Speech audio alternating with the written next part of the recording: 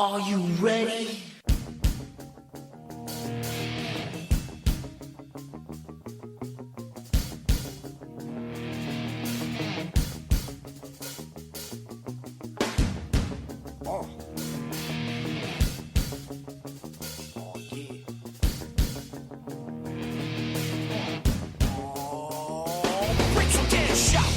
Is that the message you got?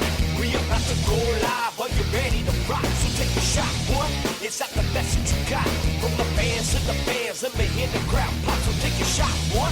Is that the message you got? We about to go live. Are you ready to rock? So take a shot, boy. Is that the message you got?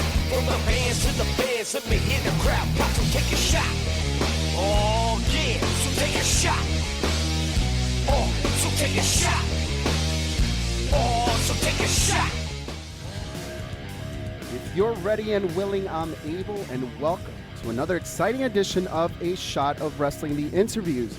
If you've not done so already, make sure you follow us on all forms of social media. That's Shot of Wrestling on Instagram, Facebook, and Twitter. You can also contact us via email at inbox@shotofwrestling.com or dial it up 619-343-3005 and leave your comments on the Shot of Wrestling hotline. Now we say it time and time again that wrestling brings us together, and today is no different because today we are joined by Ring of Honor's own Rhett Titus. Welcome to Shot of Wrestling.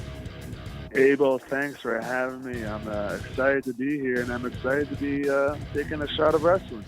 Oh, by the end of this night, we will be taking a lot of shots, but more shots into what Rhett Titus is all about, man. Thank you, first and foremost, for definitely joining us and taking the time. It's a very strange time that we're living in, but we just wrapped up Mania weekend, and I know everybody from talent and fans alike were looking forward to this huge weekend. What were your Wrestlemania weekend plans, and what would you think we'd be talking about if everything went out according to plan? Well, I was going to be with Ring of Honor at Supercard of Honor. Wasn't exactly sure what I was doing on the show yet because the show was canceled probably about a month and a half before, when we left Las Vegas, we knew that Supercard of Honor wasn't happening, which was very unfortunate, but I didn't think people would be talking about WrestleMania having no people and the events that, surround WrestleMania, that none of them would happen. And I did not think that we'd be having this deadly virus going on right now, and a very damper on what's usually a positive weekend. But WWE, they put out two really good shows, some different, interesting segments on the shows that had people talking. So it was good that they gave everybody a getaway from what was going on in the world. And, Ring of Honor released a lot of really good matches on YouTube as well. I got to go back and relive the Dragon Gate six-man from Supercard of Honor in 2006, which if you didn't go watch that Dragon Gate six-man tag match, I would definitely go check that out. It's one of the greatest matches in Ring of Honor history, and that's covering a lot of ground. Now that we're getting right into our Ring of Honor conversation, I always try to remember, is there a moment where I saw the person I'm going to be interviewing? Like something that I could draw back and we could talk about a match that I saw or something that we connected. And, we're big in the independent wrestling scene in our area. And I'm thinking, where have I seen him before? Where have I seen him before? And then I'm like, of course, Ring of Honor, New Japan Supercard, Madison Square Garden, you were in that battle royal. How was it coming into that big arena filled with so many people and being part of that historic event? Man, it was literally, when you say it's a dream come true, it's a dream come true. Everybody who gets in wrestling, nowadays thinks about wrestling at Madison Square Garden. It is literally the Mecca. And it was very, very surreal the whole entire day. I went to the gym over in Jersey City earlier that day, and I remember leaving there and I was leaving the gym and I was like, was like seeing spots and like, trying to drive in like traffic and like, my GPS was messing up and I was like, oh, I knew I wasn't going to make it. Oh, I God. knew something was going to happen prior to it. And I knew something was going to mess it up. But, I got there, I was fine. And, I took the bus on over to New York City and it was all just a surreal experience just walking into the hallowed grounds in Madison Square Garden. I remember the first time Ring of Honor ever ran New York City, the New Yorker Hotel. That was Manhattan Mayhem, and that was 2005. Actually, it happened to be 3 days after my first son was born, and I had gone to the Ring of Honor tryout camp prior to that and got accepted into the school. So I was like, hey, even though my son was just born 3 days ago, I'm going to go and, help out, do what I can, Obviously, things didn't work out with me and his mom, but that's another time for another story. But seeing where it was in that little New Yorker hotel and then finally getting to Hammerstein Ballroom, it was like, oh, my gosh, we made it. Hammerstein Ballroom, it's, even being upstairs in the Grand Ballroom at the Manhattan Center, it was like, oh, we're at the Manhattan Center, like this is amazing. And you never thought we'd make it downstairs to the Hammerstein. And finally we made it downstairs to the Hammerstein. Like, oh my gosh, we came in, we're turning people away at this point, and then, Madison Square Garden was just never a thought. It was never an idea. It was just unattainable per se because WWE had that building on lockdown for so many years, and then finally it felt amazing to be the first company to ever get their grasp on that building and run it besides WWE. Now, is that a fact? Because we definitely read the dirt sheets and rumors that WWE had it on lock. But is that really true? Like, WWE would not allow any other wrestling event to happen at Madison Square Garden? To your knowledge, at least? I mean, I know that they didn't want Ring of Honor to run it there, so they tried stopping that. But, the Ring of Honor lawyers took care of all that and got it back on track.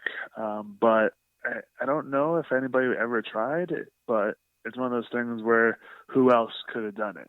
I don't think TNA was really ever at liberty to do it, possibly WCW, but they had, I'm pretty sure they had pretty ironclad contracts with certain arenas and stuff that prevented that from happening back then too, So I would imagine they probably blocked a lot of people from trying to get there, but I don't really know who would have been able to do it. And you went right in there in that battle royal. You met there was like a lot of history in the people you were meeting. Like everything felt just right. If I isolated you in that battle royal, the people you were coming against, your old partner, just so many stories, so much emotion in there. So walk me through it, from the moment you walked out that curtain to the moment you were eliminated. What was going through your mind? Man, it was cool because, like, I always like to get a quick pump in before I go out, and I'm warming up, and something happened with the meet and greet. And, like, one of the guys, Jordan, who worked for Ring of Honor, was like, Rhett, can you come do me this favor real quick? And he brings me into his room. He's like, I need you to take some pictures with some fans, like the meet and greet. They didn't get their tickets in time, and they missed it, and, we're just trying to make them happy. And I was like, oh, all right, cool. And then all of a sudden, like, he brings me into, like, the Knicks locker room to take photos with these guys. And I'm like, whoa. like, like, here they are coming to get a photo, and here I am. Locker room, and then like they're like, all right, we gotta go over here, and they rushed me over to the Rangers locker room. I'm like, what the hell? And I was always a big New Jersey, I was always a big New Jersey Devils fan, and so I always hated the Rangers. So I'm like, oh man, I'm like, what am I doing in here, And then like right from there, like it's like right out the door, and then like they're calling for me at Gorilla. I'm like, oh my gosh, it's just like this crazy chain of events, and you're running down there, and you're like looking like, man, like which way do I go? And you walk out, and it's just like, holy crap, so many people here, it's just wild to see it, and you're like, all right, let's not trip. All right, we're doing pretty good. Okay. And, by the time you get to the ring, you're totally into it, and it's just like that's where you're meant to be, and with all those eyes on you. So once you're able to get to that position, you know, the talent just takes over. Being in a large arena like that, do you really get to absorb the full size of it, or do you kind of like just see the first 3 rows and black out the rest? You try to take it all in, but it's really hard because, you know, you gotta remember, you know, you're on pay-per-view and, you know, times are, you know, everything. So it's hard to try to take it all in because, you know, everything is moving so fast and everything is like at this pace where it's hard to take it in, but, especially it being the first time, you know, but it was pretty cool because afterwards when like, my wife and, my mom came to the show to see it, and I, you know, got to see it. I met up with them, and we actually got to take like a picture in front of like they have a little case there where Hulk Hogan's boots are, and it's like a nice little display there. So we got to take some pictures over there. But like to stand like, you know, from like a level 2 and just like a look down and like see everybody and like take it in that way, like damn, like I was just out here in front of all these people, you know. It's a really crazy thought. No, for sure. And we mentioned, you know, these are definitely tough times that we're going to, something that we never would have even imagined we've been going through. But you seem to be doing pretty well during quarantine. You're keeping yourself busy. You have a Ring of Honor blog. You're doing this exercise series, Flex with Rhett. I mean, let's not forget being a father and a husband. You know, that's not easy. So how is it being at home with the missus and the baby? You know, I was telling you before we started recording, you know, it's like one of those things where I'm very happy to have this time off because typically, you know, I'm like, so go, go, go, go, go. It's like always like on to the next thing. I go to the gym twice a day. So it's like morning, night, you know, and all this stuff in between, you know, traveling here, there, back, you know, doing indies, you know. We're trying to take care of the baby, you know, going to see my other son, you know, making sure the wife's happy. So it's like, now I'm just like sitting at home, relaxing, you know, and it's just like a breath of fresh air, you know, and it'd be cool to like, you know, even when my son was born in July, which is funny, my son, like I had alluded to earlier, my first son, Chase, he was born in 2005, and he was born 3 days before Manhattan Mayhem in 2005. And my son, RJ, who was born in 2019, was actually born 3 days before Manhattan Mayhem in 2019. So I was like, well, you know, I went, I was there for it last time, so I got to do it again, you know, which is, and it was crazy because like I called like that he was going to be born that day just because of how it like lined up, you know. It's like, oh yeah, watch he'll be born on this day because it's 3 days beforehand, and sure enough, yeah, it was. Yeah, so even when he was born, it was still go, go, go, go, go, go, you know, and so no time for a break. So I feel like, you know, we always have that anxiety about like, oh, what happens if I take a break? What happens if I stop, you know, if or take a month off, you know, which just isn't in the wrestler's mentality because, you know, you're always worried about somebody else coming up and you missing an opportunity or something like that.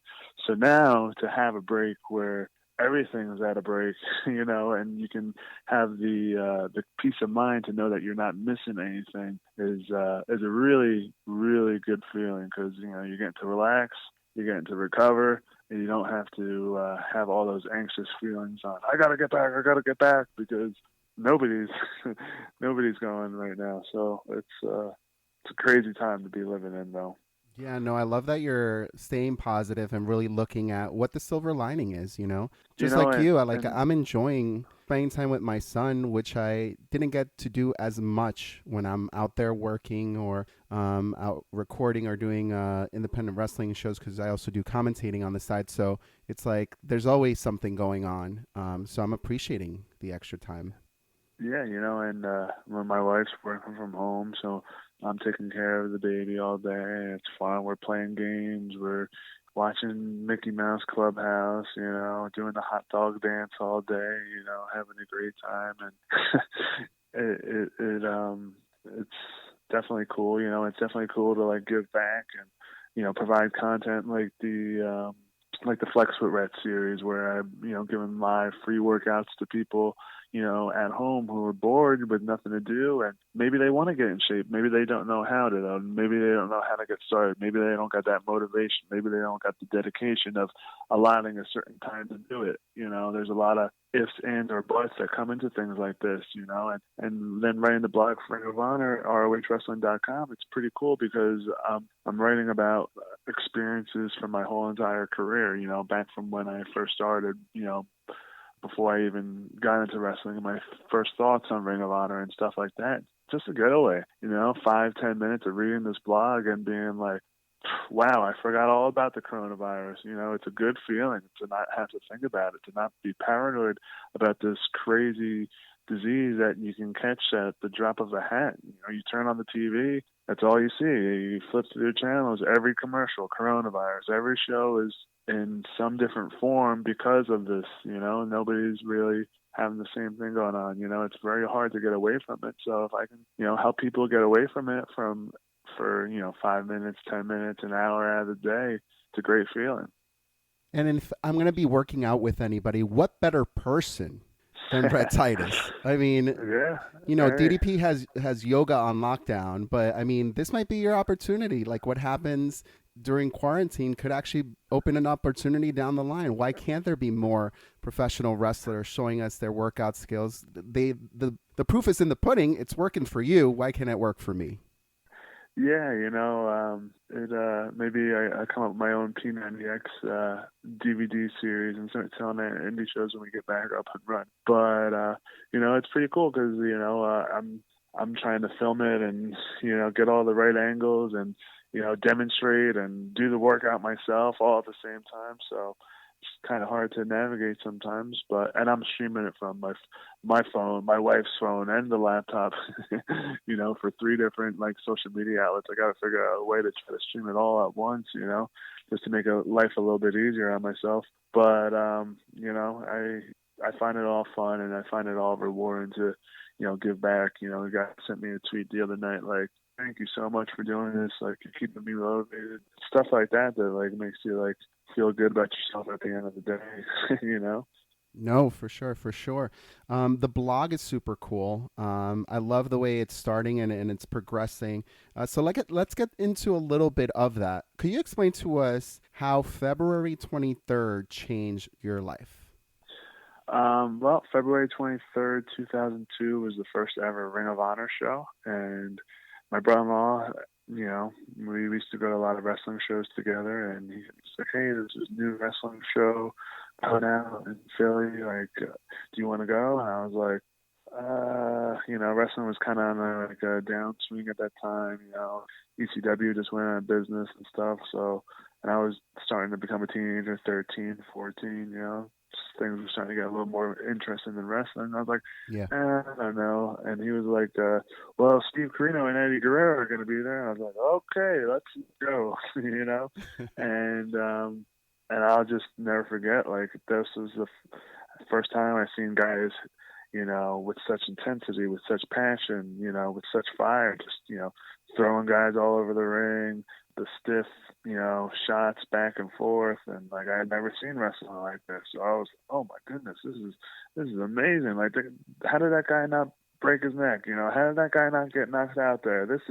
These guys are treating this wrestling like a sport, and you know what? I'm bigger than most of these guys. I can do this, I had, as I always wanted to be a wrestler before, but I don't think if it wasn't for, Ring of Honor and, me being in that first show, I don't know if it was ever something that I would pursue, because so many people say oh, I want to be a pro wrestler when I grow up, but how many of those people actually go through with it and actually, right. And then how many people actually make that into a reality? So if I wasn't there that day, I don't think that I'd be doing this right now.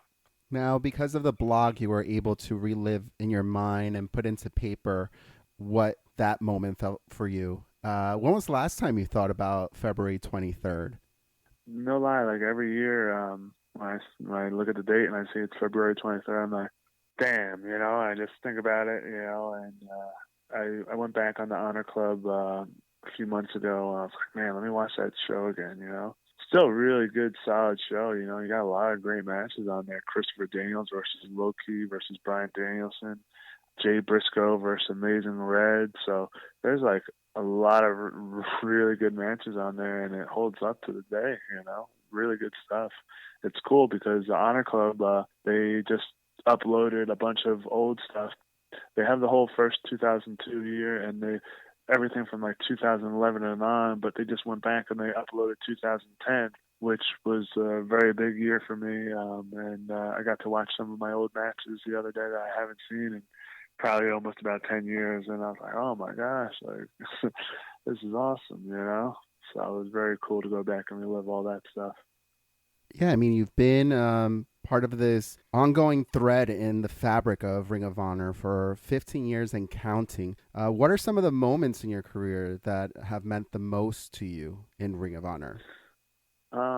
Probably having my first match, you know, my first match ever was in Ring of Honor. So when I was getting into wrestling, my goal was to wrestle for Ring of Honor. So like having that be my first match, I was like, oh my gosh, like, I made it.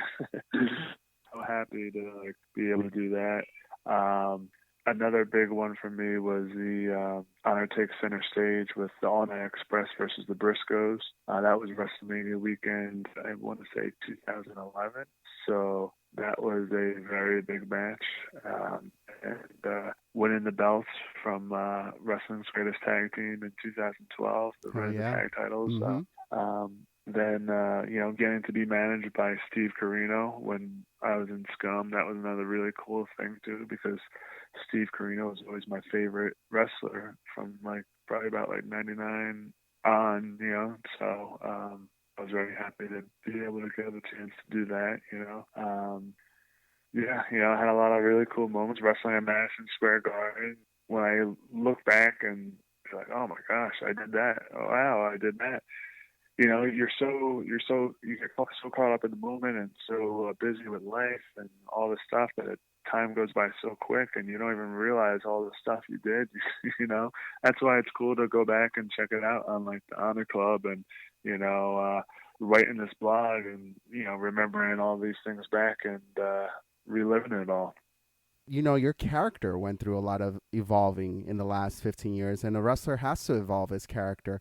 So can you walk us through how your character evolved and also explain how you may have drawn inspiration from your own personal life for it?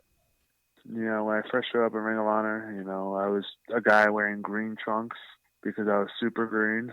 So just kind of out there, learn the moves, going through the motions, getting an experience in front of the crowd, getting the reps in, you know. And I'll never forget, it was actually WrestleMania weekend, I want to say 2007, whenever year it was in Detroit.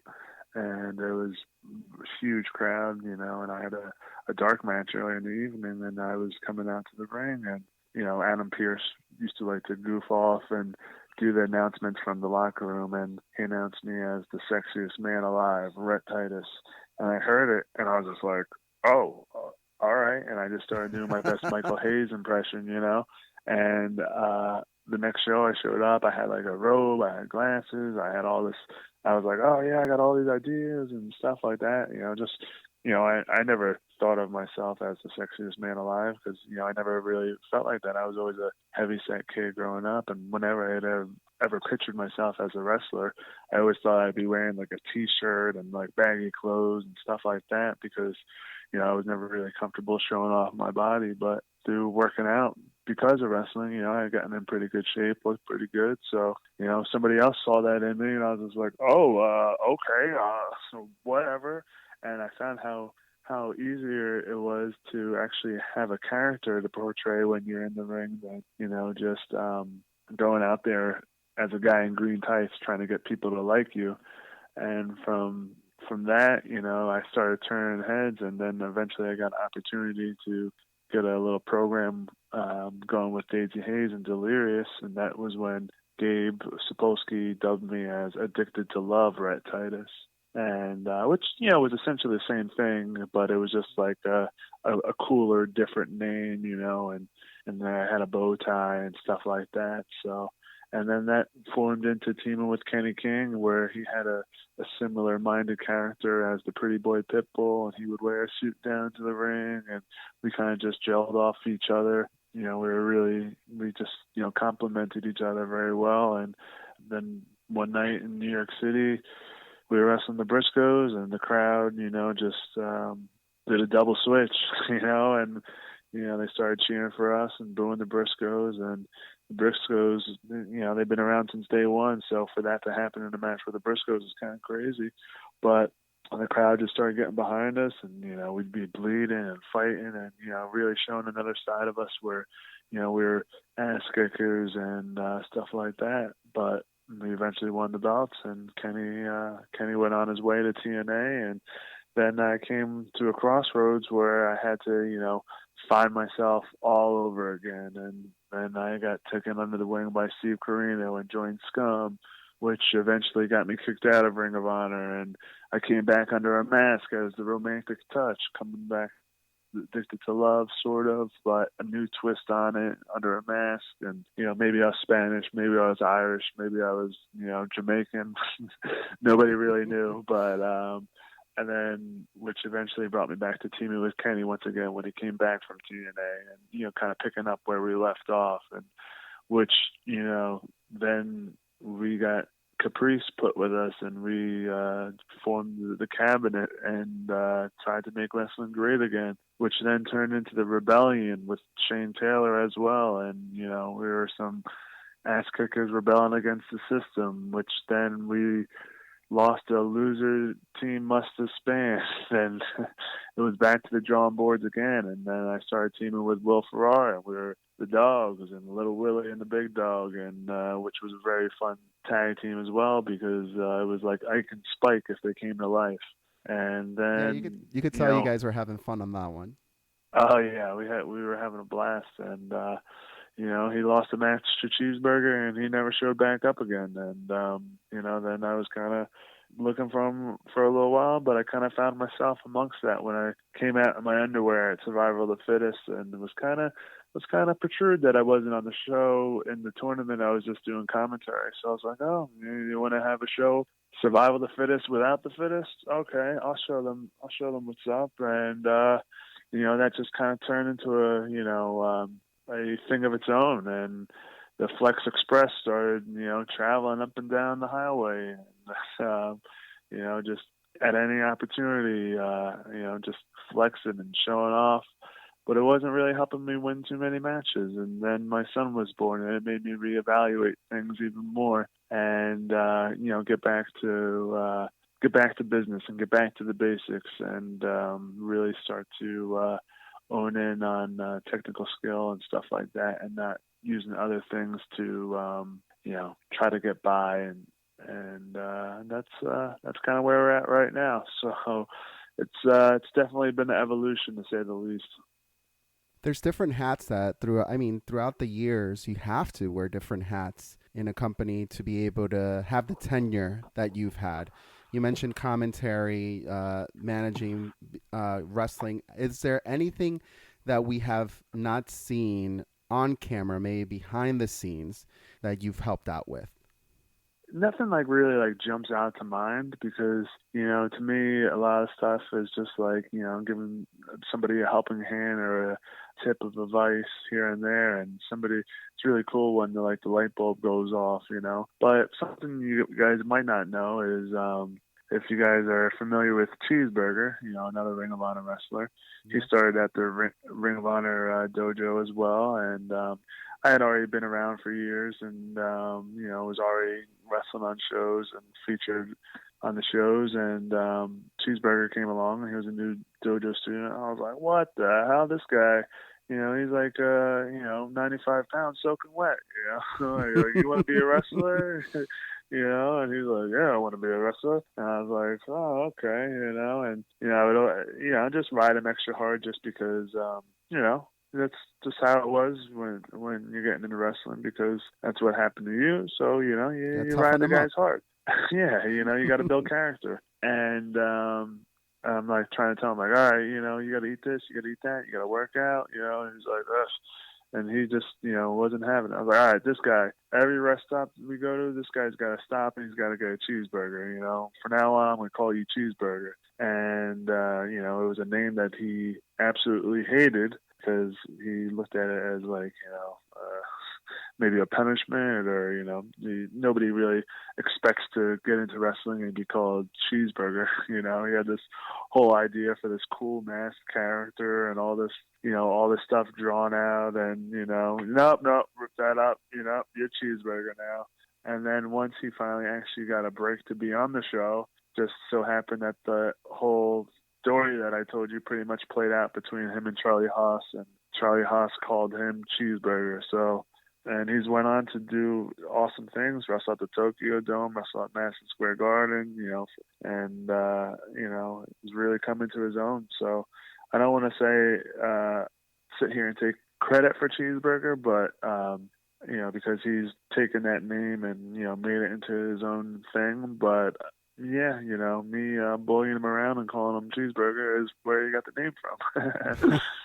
I mean, definitely credit to Cheeseburger because I don't think anybody could put that name over as much as he has. And like you said, done as much as he has under that name, which is awesome for him.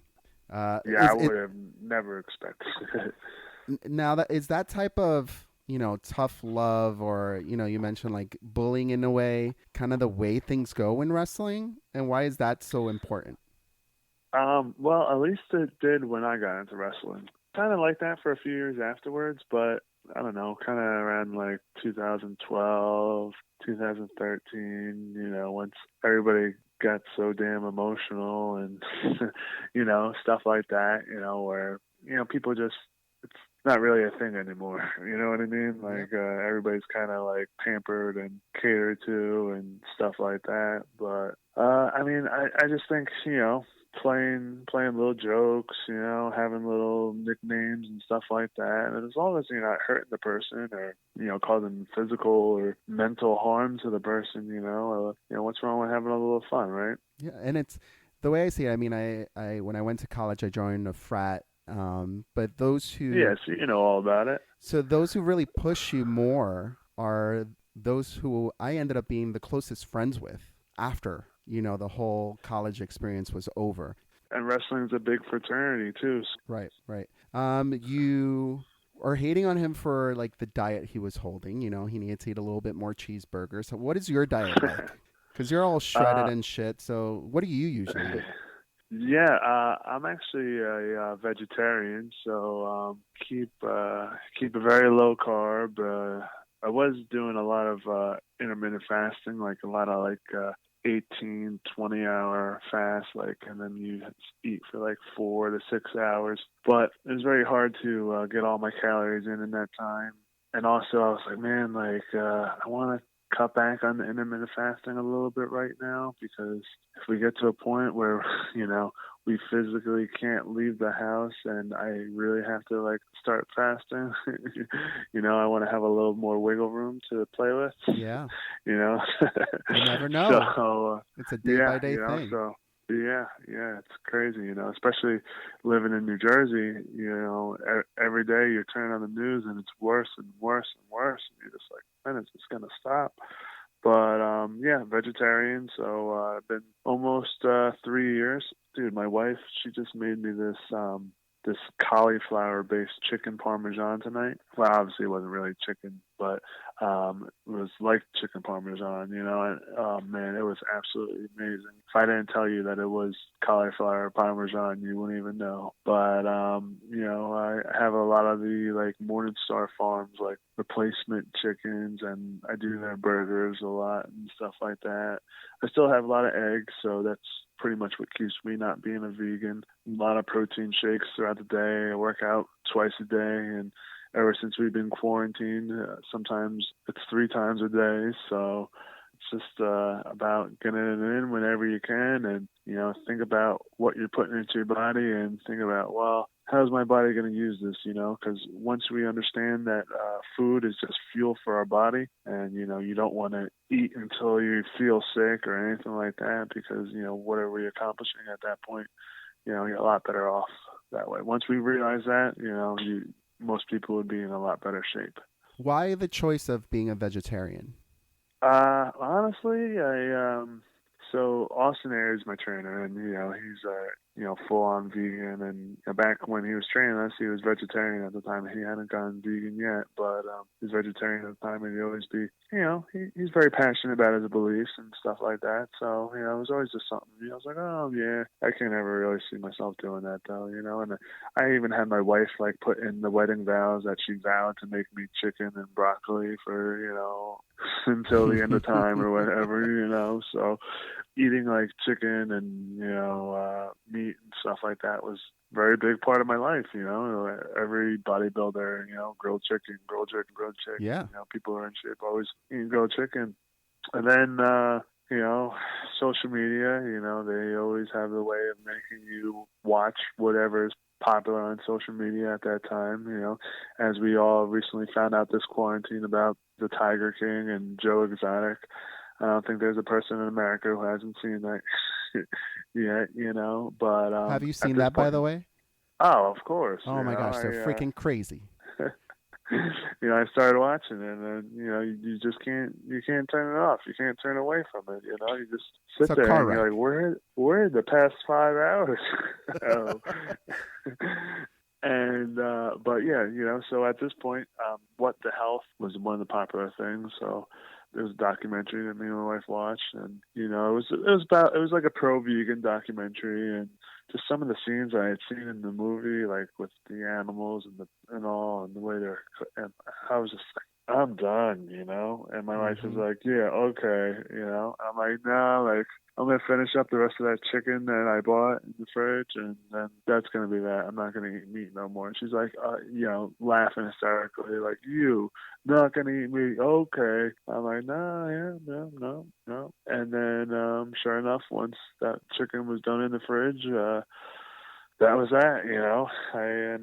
I'm a very stick to my beliefs kind of guy, so if I'm saying I'm going to do something and I'm passionate about it, I'm going to do it. And that was that. But meat was always kind of weird to me anyways, because if we would have went out to Morton Steakhouse, and you're like, hey, Rhett, thanks for doing my podcast. I'll buy you any steak on this damn menu right now. And I was like, and I wouldn't really be about it, I went, no thanks, man.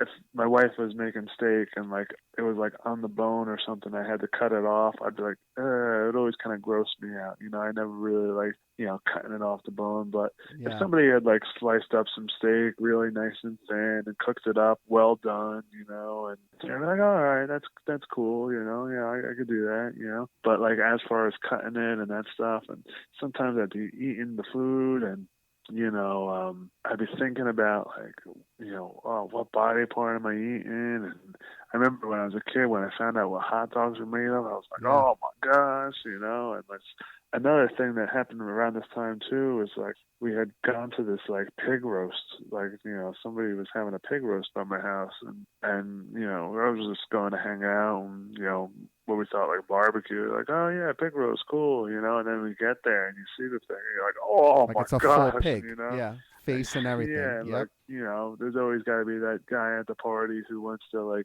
eat the nose or some shit and just totally gross you out, and all this stuff just combined, and with the movie, and it's just like, what, I'm good. You mentioned Austin Aries had, he had a little bit of influence along the way. What other things has stuck in your mind? Maybe something he said, or, now that, years has gone by, that has stuck with you from his training? Well, I learned real quick, you don't learn pile drivers on the first day at wrestling. When you get into wrestling, you don't realize that there's a gradual way to learn the moves and,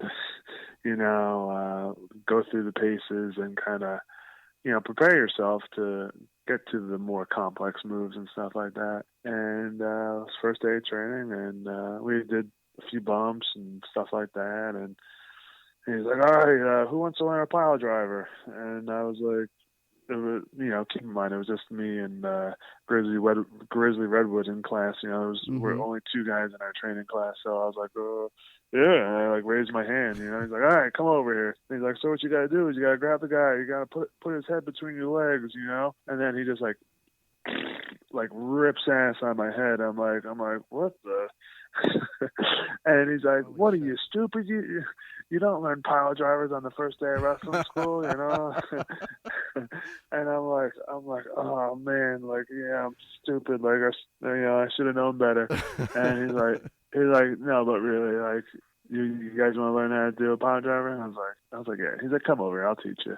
And he like grabs me and puts me between his legs. What did I just tell you? How stupid do you gotta be? This is 2 times now. You don't learn pile drivers on the first day of wrestling training. So when the inevitable time came to learn how to give and take pile drivers, just to say I was a little bit weary would be an understatement. Hell yeah. That's a very good rule for any new students out there who are taking this journey. So if you're becoming a wrestler and you're learning pile drivers on the first day, watch out. Something's wrong. We obviously have mentioned throughout this interview your long stay with Ring of Honor. You've mentioned it before. It has been a place where you pretty much have grown up in, where you've had a lot of your life experiences in. Do you ever see yourself growing out of Ring of Honor? No. Like, I personally love it there. They take very, very good care of us. Some new things that we've gotten this year is like catering now at the events. There was a chiropractor and a masseuse at the last event, That's awesome. During this time where there's no shows and you're just sitting at home. A lot of guys aren't getting paid, but, Ring of Honor, that check is still there the same day every month. So you don't got to worry about that, and you can plan your bills and that's awesome. Without worries and stuff like that. So, I'm very happy there, and everybody's always treated me really well there. So it's like home, you know what I mean? Mm-hmm. Like these are my family. You're on the road and you travel with these people and you're away from your own family, and you create a bond with all these different people, and sometimes one of those people, they go to a different company, or they, just quit wrestling altogether, or they get hurt, and it sucks. It's like losing a family member, and you try to, keep up with them and stuff, but it's hard because you're still on the grind, still doing your thing, and still constantly on the move. So to slow down and try to keep up with them, it's hard, but you do what you can, and so you're always happy for people who go on to other things, because some people have different goals and different aspirations, but I'm really happy with Ring of Honor because this is a place where you get to go and do your thing and, still be able, you're only gone maybe 4 or 5 days out of the month, where it's nothing too crazy, where you're on the road all this time, and you still get to spend time with your family and your kids and still be out there living the dream. Yeah, it sounds like they've created a good balance, life-work balance for you guys, which is awesome. What's next for you then? What do you have your eyes set on in the future? Man, honestly, I just want to get into wrestling again. With everything that's going on, I feel like, I heard them talking on the news the other day about like the other sports, having people back in it in like July or August possibly, and it's just like, oh my gosh, like this is just wild, but gotta take it's a blessing in disguise, because you get to repair, recover, replenish, and get ready for what's next, and whatever's thrown my way, I'm swinging for the fences like always, and I don't gotta get ready because I stay ready. So whatever it may be, I'll be ready for it, and whenever it may be as well. So, I know that all the Ring of Honor events are canceled up until June, and June we're supposed to be going to Texas. So I really, hope that happens because got to go see my man Bucky out in Texas. But yeah, hopefully that goes on, and hopefully we as Americans and we as people are all out, living our lives normally again. Maybe this is a sign for all of us to be a little bit more cautious, be a little bit cleaner, and I'm enjoying the social distancing rules. I love people staying away from me, especially in a supermarket aisle. People are like pushing you around. Like I'm in New York City. I'm in a subway. People do not respect your space. And so I'm hoping that after all of this is said and done, people understand you guys respect the space. Give me some room. Let me breathe. Yeah, no, yeah. It's worse having somebody on your ass all the time, when you're, getting something out of the frozen food section in the store and someone's breathing on your neck. You're like, dude, and like, wait your turn, and bro. there's still the people out there though that are still doing it, and these are the people like you want to just like square up and fight with them for like breaking that 6-foot rule, back up, dude. And then they're like, oh no, I don't got the coronavirus, it's like, dude, you don't know. I'm like, I don't care, just respect my space. Yeah, well, listen, so Flex with Rhett is up on Tuesdays and Fridays. It's a great opportunity for everyone to, during this time when you're at home, not become that homebody that's going to end up getting the Corona 10 instead of like the freshman 10, before you get back to work. So I love that you're doing that. And your blog series with Ring of Honor is great, man. So keep doing your thing.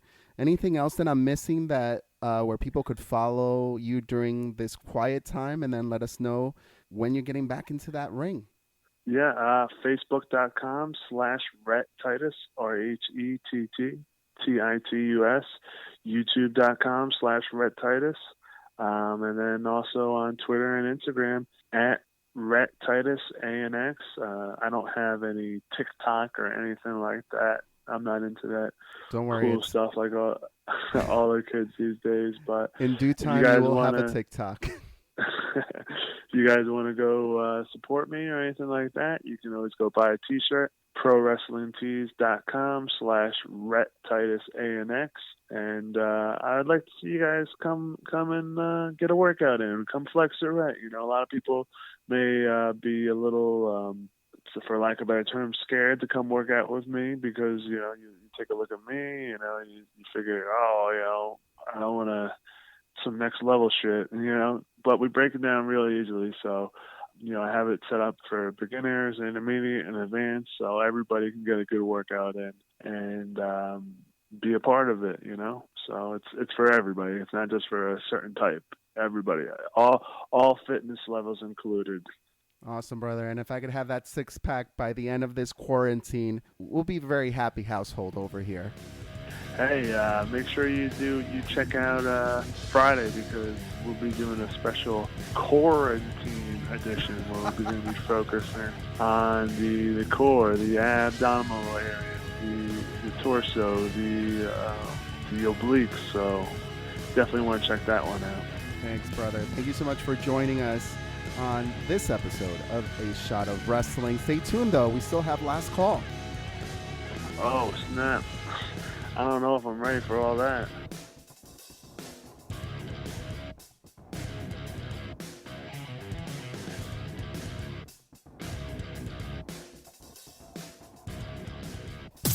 Ladies and gentlemen, at this time I need to announce it's last call at the bar. Oh.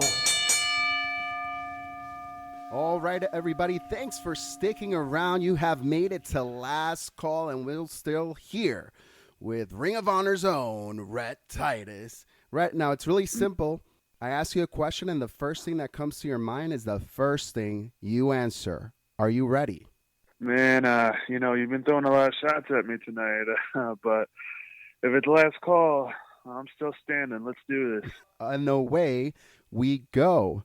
What is your favorite adult beverage? Michelob. Other than wrestling, what do you nerd out to? Wrestling figures? No, working out. Who has been your toughest opponent? The Briscoes. What fictional character would you like to tag with? What about Samuel L. Jackson's character in Pulp Fiction. Badass. Yeah. Do you prefer changing diapers or taking bumps? Oh, well, I actually have I always say, save that poopy for the mama. So taking bumps. What is the worst job you ever had? Oh, I've had a lot of bad jobs. Worst, probably a busboy at this pizza restaurant when I was like underage, and they were only paying me $2 an hour. Oh my Horrible. God. Horrible. What do you consider your prized possession? My son. Oh, nice. Who is your celebrity crush? I know this is going to sound really weird, but my son's on this really big Mickey Mouse Clubhouse, Okay. kicklet, Yeah. know. So, he always pops when Minnie comes on the screen, and Daisy's my girl. So Daisy Duck. I was going to say Daisy's very overlooked. Yeah, so we're talking about double dating with them pretty soon. So. What was the best wrestling event you went to as a fan? I went to a lot of wrestling events. Best wrestling event, I'd probably say Ring of Honor. The Era of Honor Begins. Very first show. And finally, if your career ended tomorrow, what would you like to be remembered for? Being jacked all the damn time. Well, that definitely will be written on your tombstone one day. So thank you so much, brother, for joining us on A Shot of Wrestling. Thanks for having me, guys. Hey baby, I hear the bell ringing, hip tosses and body slams. Oh my. And maybe you seem a bit confused, yeah baby, but I got you pinned. Ha ha ha ha. But I don't know what to do when I see them with that golden case. They're cashing it in. Authority all in my face. What is a man to do? Good night, everybody.